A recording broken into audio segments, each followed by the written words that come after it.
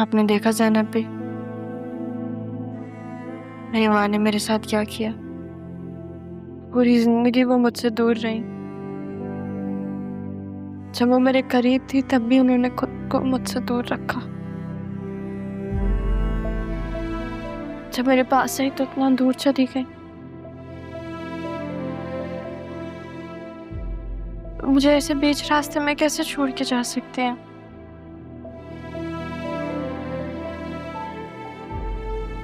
आपको पता है, जब मैं उन्हें देख रही थी ना,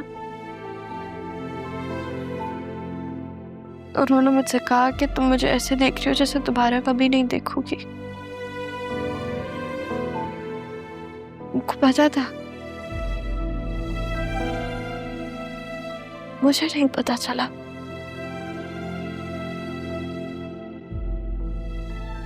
राहा, बेटा तुम्हें बहुत हिम्मत करनी होगी। तुम तो मेरी बहुत हिम्मत वाली, हौसले वाली बेटी हो। कैसी हिम्मत मेरी? हिम्मत तो वो थी मेरी।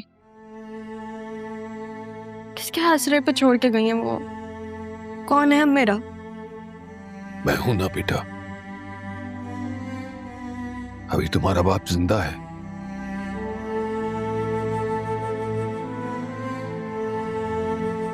कभी इस चीज का एहसास तो नहीं हुआ ना, मेरा बाप जिंदा है। लेकिन अब होगा बेटा। मैं वादा करता हूं, तुम दिल छोटा मत करना। अब तुम्हारी माँ तुम्हें मेरे हवाले छोड़कर गई है, तुम मेरे साथ घर चल रही हो। आपकी बेटी और आपकी बीवी इस चीज को बर्दाश्त कर लेंगे? तुम मेरी बड़ी बेटी हो, तुम्हें अकेला कैसे छोड़ सकता हूं।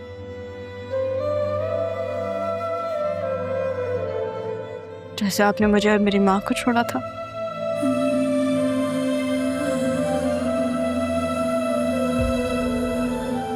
तुम्हारी ज़ैनबी का घर भी तो है, वो भी तो तुम्हारा ही घर है।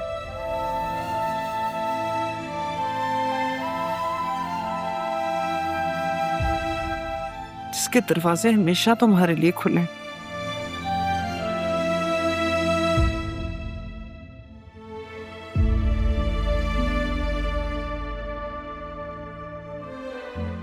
काश तुम्हारी ये खाला भी तुम्हें ऐसे कुछ कह सकती, लेकिन मैं तो खुद इस पनाहगाह में रहती हूँ। तुम जानती हो रहा, तारा चाहती थी कि उसकी बेटी जिंदगी की किसी आजमाइश पे कमजोर न पड़े।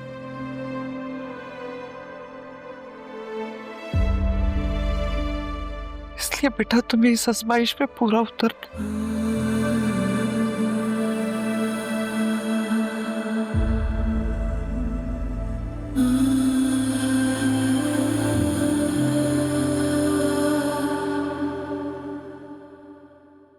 ज़ैनबी, मुझे डर है ये लड़की कुछ गलत काम ना कर जाए। नहीं नहीं समरी,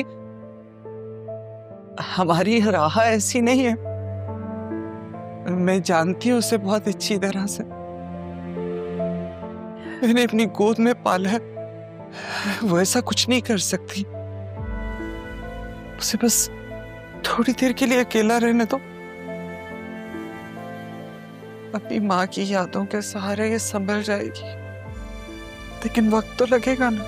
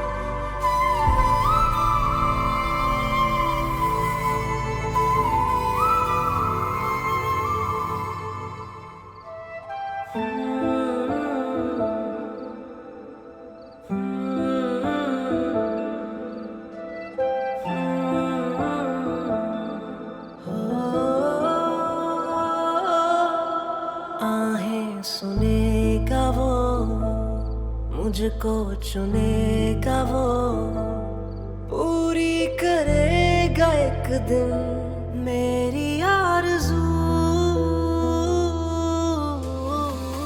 जो रही हर सू वो कमी है तो, हाँ अधूरी मेरी जिंदगी। काश रहा, काश मैं इस वक्त तुम्हारे सारे गम, सारे दुख समेट सकता, तुम्हारा हौसला बन सकता, ये आंसू अपनी आंखों में ले सकता। बहुत बेबस हो गया हूं मैं, सच लेकर तुम्हारे सामने आया था, लेकिन ये सच्चाई अब वक्त ही तुम्हारे सामने ला सकता है। मुझे तो मुर्शिद ने बांध दिया, वो माँ होकर तुम्हें टूटता हुआ नहीं देख सकती तो मैं कैसे देख सकता हूँ। मैं अपनी जिम्मेदारी हर सूरत निभाऊंगा।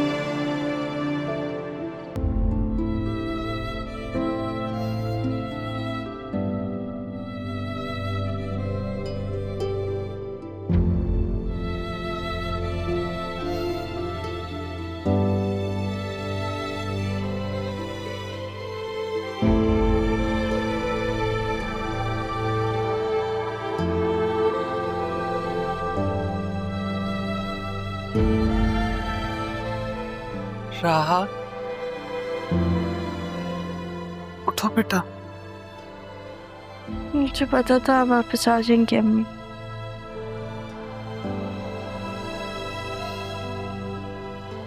तो ये सब एक ख्वाब है। मैं भी तो तुम्हारी माँ जैसी हूँ।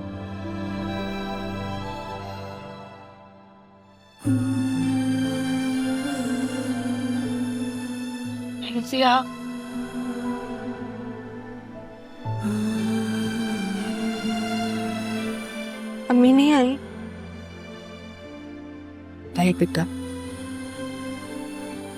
जो लोग इतना दूर चले जाते हैं वापस नहीं आते।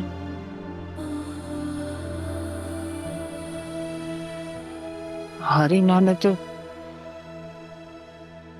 जिंदगी में बहुत मुश्किलें बर्दाश्त की, लेकिन मुझे पूरा यकीन है कि अब वो सुकून की जगह में। ज़ैनब भी जो लोग जाने वाले होते हैं उनको कैसे पता चल जाता है कि वो जा रहे हैं? वो ऐसी बातें करते हैं, मेरा वो बाद में एहसास होता है कि उन बातों का मतलब क्या था। जब से हम यहाँ आए हैं अम्मी ऐसी बातें कर रही थी।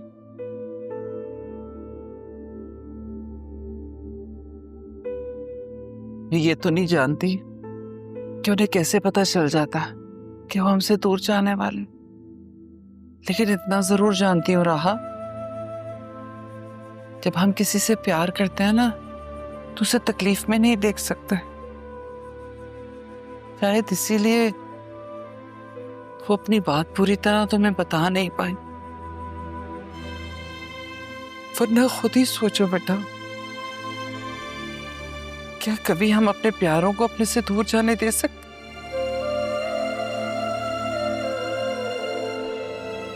चलो बेटा, तुम भी अपनी माँ को थोड़ा सा सुकून पहुंचा दो।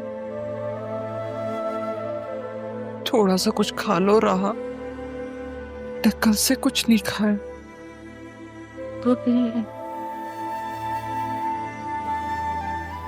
अगर तुम ऐसे ही करती रहोगी ना तो तारा को बहुत तकलीफ पहुंचेगी। वो नाराज हो जाएगी मुझसे,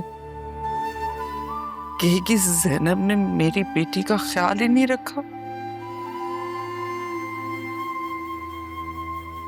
आपको किससे पता चला था?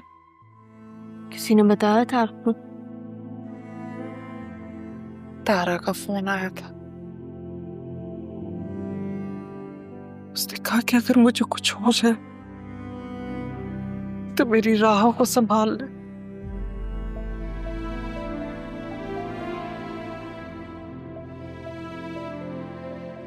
अच्छा टूट गई ना ज़ैनब भी?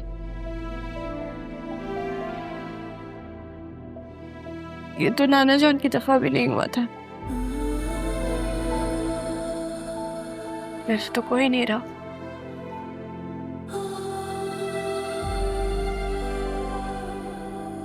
ऐसा नहीं कहते बेटा। क्या तुम्हारी ज़ैनब भी तुम्हारी कुछ? और तुम जानती हो तुम्हारी माँ ने तो मुझसे वादा लिया है कि मैं तुम्हारा ख्याल रखूं, तुम्हें कभी अकेला ना छोड़। उसने सिर्फ मुझसे ही नहीं, रहा उसने सबसे यही बात की कि मेरी बेटी का ख्याल रखना, उसे अकेला मत छोड़ना। क्योंकि वो जानती थी जो लोग उससे मोहब्बत करते हैं वो कभी तुम्हें अकेला नहीं छोड़ेंगे बेटा। यहां तक कि कबीर से भी उसने यही बात की।